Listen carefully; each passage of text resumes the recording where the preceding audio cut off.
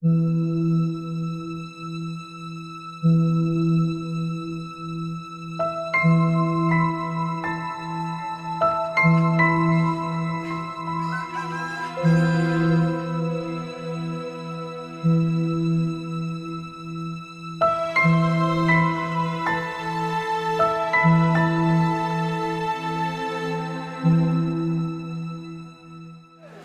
dear blood. Me you me baby also. Yeah.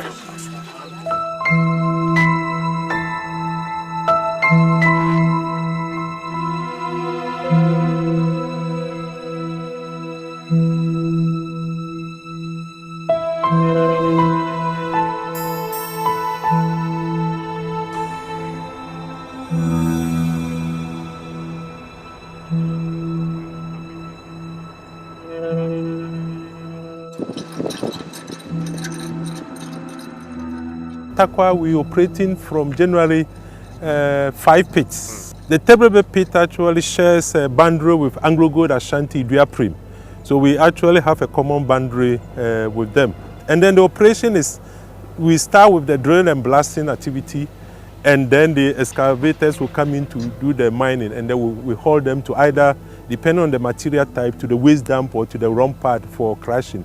And finally, the material will end up in the processing plant for treatment, for the recovery of the gold.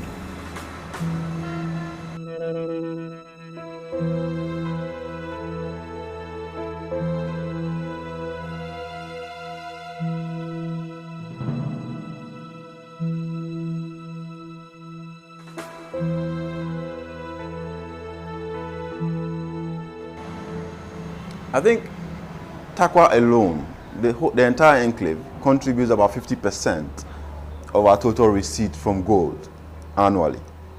You know, and you are talking about over 500 million Ghana cedis, you know, a year.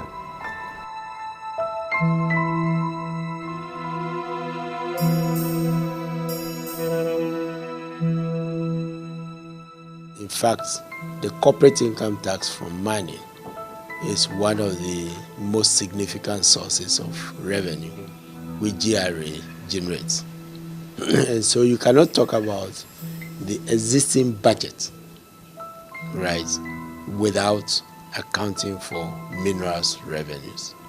In a traditional way, what I mean by a traditional way is GRA collects, pays into the consolidated fund, and is fungible to a large extent, and then used.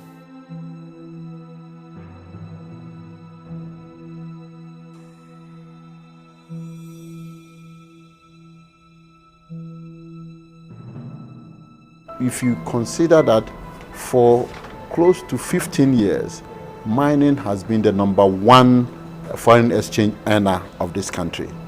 For close to maybe 5 years, mining has been #1 contributor of internal revenue. From that point, you might say, well, they are contributing what they are required to contribute.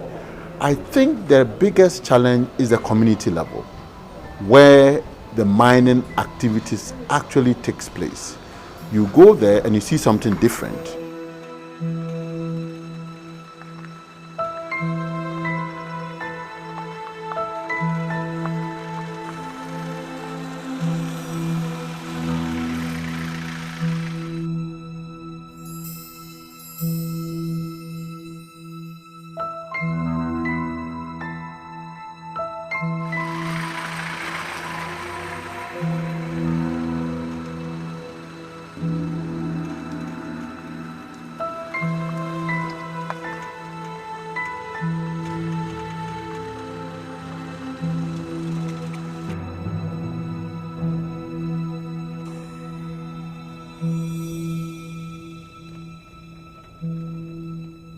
Kwan de enye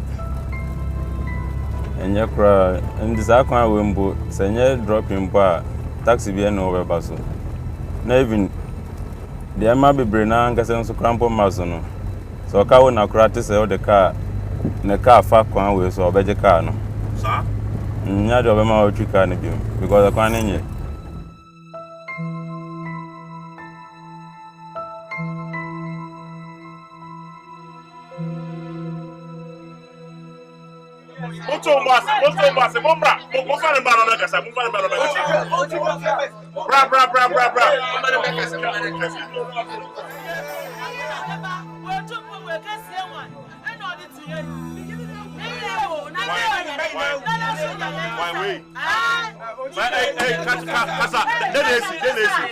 Bobby, I know the blood. Me you me baby also. Yatia. He said, "You dizzy. It's why you no cramp on yet."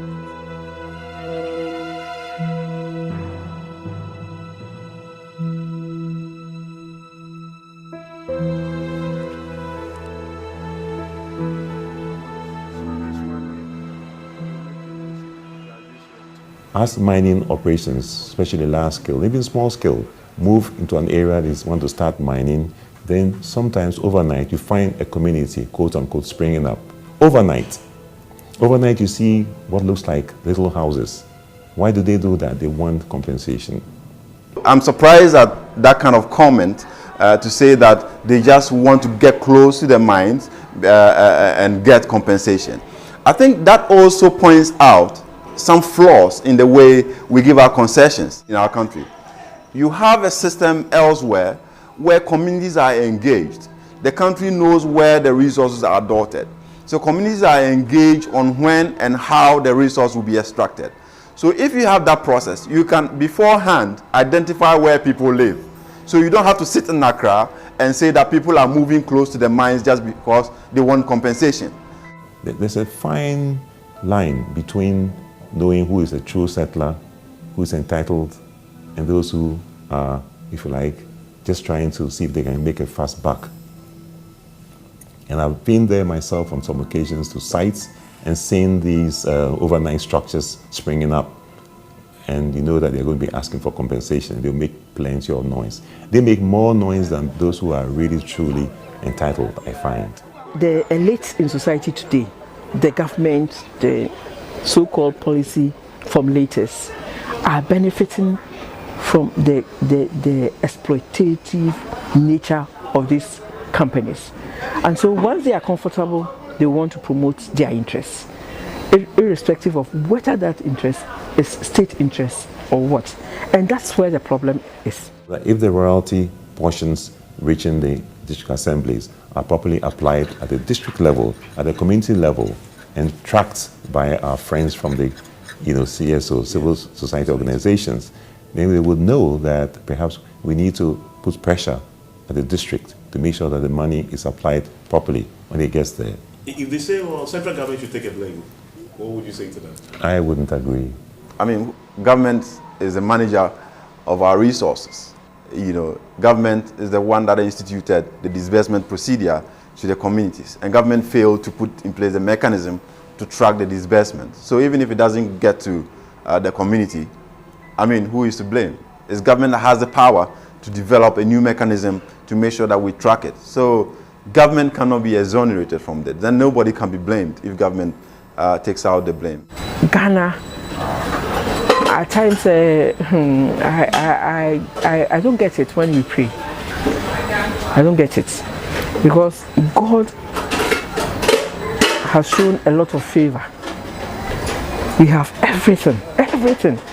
We have all the solids, we have all the liquids, we have all the gases, we have all the forests, we have all the good lands. We are just 25 million. And we are epic. We are owing. So what is wrong? We have mismanaged this country. We have not been very good stewards. And we have proven this adage that this generation is turning out to be, I don't want to use the F word, but we have mismanaged to the extent that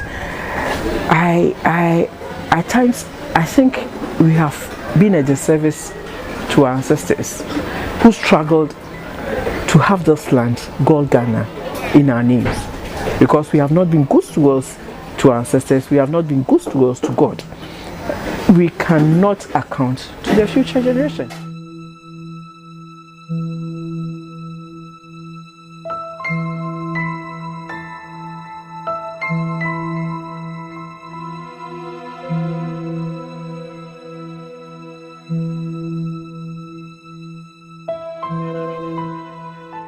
Where is I've all been the asked money such a question. that is coming I have. from here? What answer do you think you can hazard? I have been asked such a question, to be honest. If you take the royalties that come from the mining sector, it's already divided. Part of it goes to the areas where the royalty is generated, you know, to the traditional authorities and others through the Minerals Commission. Royalties na ha de kro we bi nka ho. Ye de nka ho. This is a shas asiwura no. Eno oni odi nse wo so. Ewo. Nti makra. Emma. Ye nya ka prekra won behwe kroi. Mfie nani. Ye nya ka prekra so se. You see me say me na Africa me makwai. Me di royalty. Be one city na two city kra be kroman. Obi eni wo ma obetuma gina amaka. Obi anframe mpoda. Point is more about national ownership of resources and judicious, you know, use of those resources. I guess the question is, being mindful, you know, being mindful of the localities. Yes, so that's the point. The royalties are then distributed following a certain, if you like, distribution arrangement. And how is this done? Well, royalties are distributed in such a way that 10% of the total mineral royalties are taken out, and the 90% is left in the government chest. What has government been doing with the 90% that is taken from the minerals royalty? Is government investment by way of roads, you know, by way of schools, school under trees, by way of other allocation of DACF and others, you know, do they go to benefit these communities? Sometimes, well, I think we have to look at the numbers. I don't have the numbers offhand, because if you took, and I recollect a figure like 300 million, for example, at the peak as a minerals you know, revenue, you have to ask yourself what share in relation to District Assembly's Common Fund, you know, would go to the communities. And then 10% is kept by the Office of Administration of Stool Lands for administrative purposes. Then remaining 90% is treated in this way. 25% to the stool in the community where mining is taking place, 20% to the traditional council in the community where mining is taking place, and then the remaining 55% goes to the district assembly. As we speak today, royalty disbursement is backed by administrative fiat. It's not backed by law. So the whole royalty belongs to government, and they determine what they use the monies for. Have they been accountable to the people? Because that money is not for anybody, it's for Ghana. They have not been accountable to us. Generally, we have used our mineral resources essentially for consumption. It goes into the budget, and then it is just, quote unquote, chopped, and nobody cares. And then at the end of the day, we complain and blame everybody, particularly the mining companies, that they are not giving the country, you know, its due. Let me just talk about again the law, where they have the right to repatriate their profits.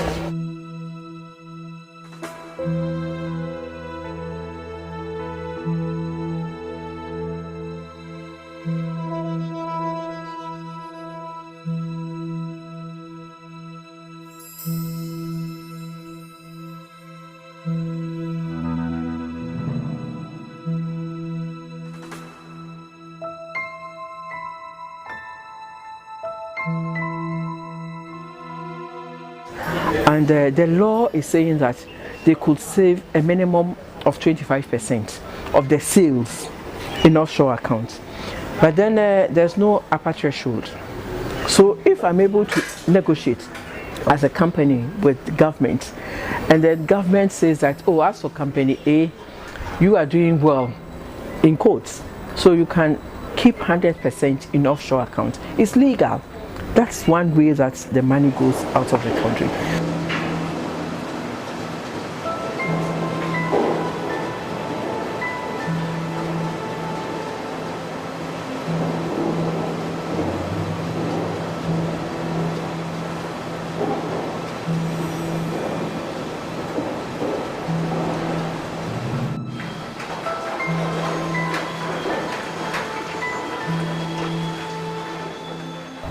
we think that this is the time that we need to sit down as a country to right the wrongs that has happened in the past, to make sure that we can clearly track the revenues that are coming in. In the past few years, we've had oil and gas, and we decided that probably oil and gas is more important than mining, and therefore we should have a Petroleum Revenue Management Act. We think this is not fair, and we believe that the Mineral Revenue Management Act should help. If we had a law or a framework that clearly defines how we use our resources from mining, we would be able to tell people that for the 100 years, this is how much we had and this is how we have used it. Under the scheme of things now, it is not possible for us to say that. We are proposing the establishment of several funds, to make sure that we are able to track the revenues. Because, like I said, revenues are volatile, and you're not going to have them once the resource is extracted. We want to have some into savings, some that goes to the communities that see the extraction of the resources, leave their community, and they are left poorer. So at the community level, we want a community development fund that will go to develop the community.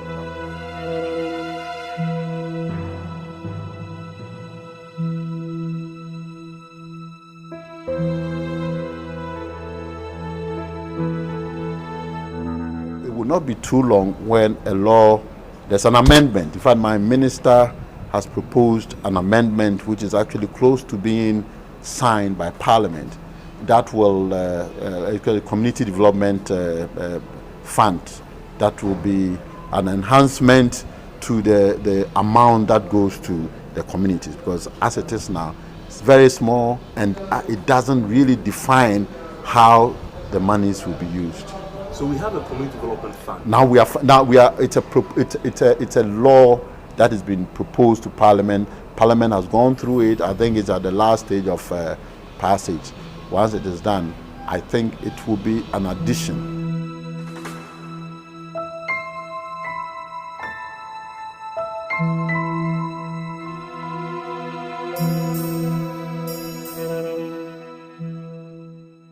Says under this disbursement of the fund that the fund shall be distributed for goods and services that form part of the approved annual expenditure program. That is where we have an issue. The annual expenditure program will have to be defined so that in such a way that it will be meaningful, it will be useful, it will be relevant to the community. And it says, the monies received into the fund from mineral royalty payments made to rural GRA shall be disbursed as follows. 50% of the monies, so up to 50%, will be allocated to the administrators' 2 lands. So that's an increase overall. So it's a good thing. It's an improvement. And then it will be disbursed as prescribed by law. And I've told you that 25% is to, 20% to the traditional authority, 55% to the district assembly to apply to try to mitigate the harmful effects of mining in the community.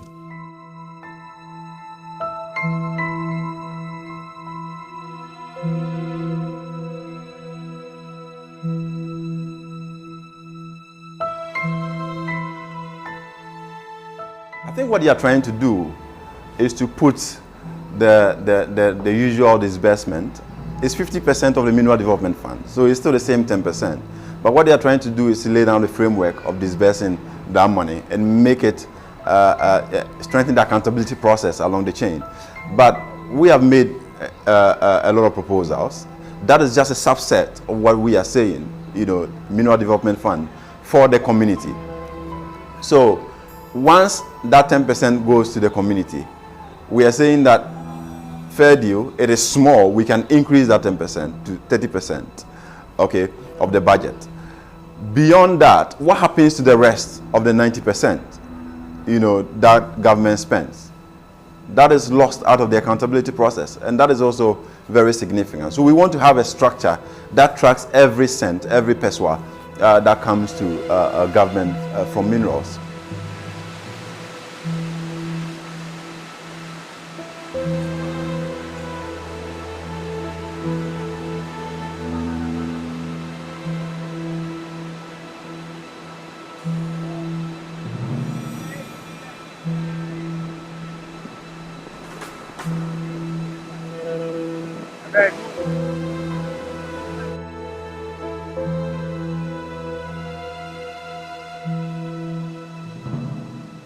60% because if you have X amount into the sovereign fund, the 60% will go to support the budget. Okay, so that will be the usual expenditure. So it is still available to the Minister of Finance to use in the budget and identify projects that can be funded with that 60%. And then the 40% is what will continue to stay in the account to yield interest and will be available for future generations. So you always have an outstanding balance in the fund, you know, for future generations and for the difficult times. If you are going to create a minerals revenue management act similar to the petroleum revenue, then you have to begin by what is the impact on the current budget. Right, what is the current impact? And as I said, corporate income tax in particular for the mining sector, in fact, even when prices are low, are quite significant. So this will be the complication. So why it's not possible, you have to sort out the budget, the current budget use. You know, the fact that you are going to be reducing general budget resources in setting it up, you know, and the fact that the structure, the ownership structure is different from petroleum. How do you make up for the revenue that you are going to lose, which currently goes to the budget, which supports other, you know, government programs? If you have people in high places talking like that, and then if you look at the history of those bills, then you don't really have the hope.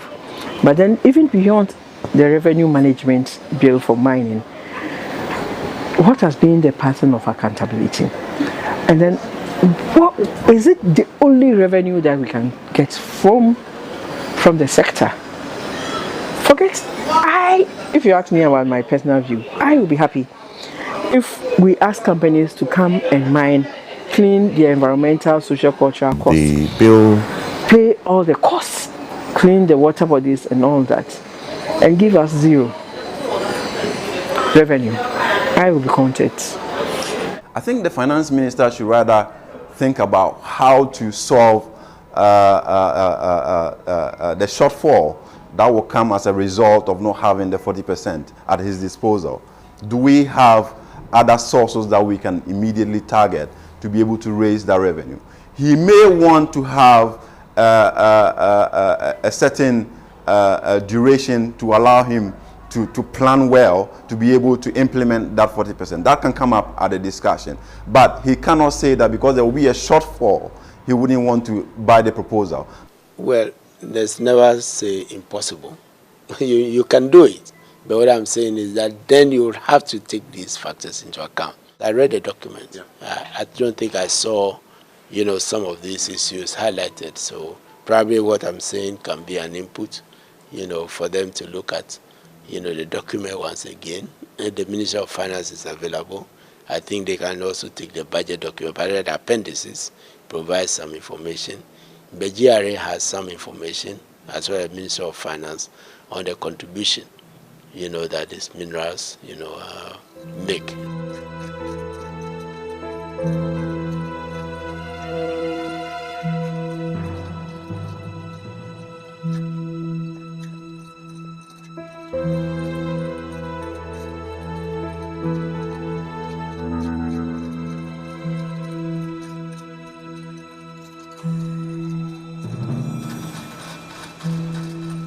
I have no problem with that. We can discuss that. Listen to this. Clause 23 of the bill, Minerals and Minerals Development Fund Bill 2013, Clause 23, empowers the minister to issue guidelines for the utilization of monies that are disbursed to the district assembly. So there you go. So and I've said this earlier, I'll have the opportunity to think hard and to consider how I want the money to be used and applied. So we can listen to these concerns of civil society as we prepare regulations under the bill.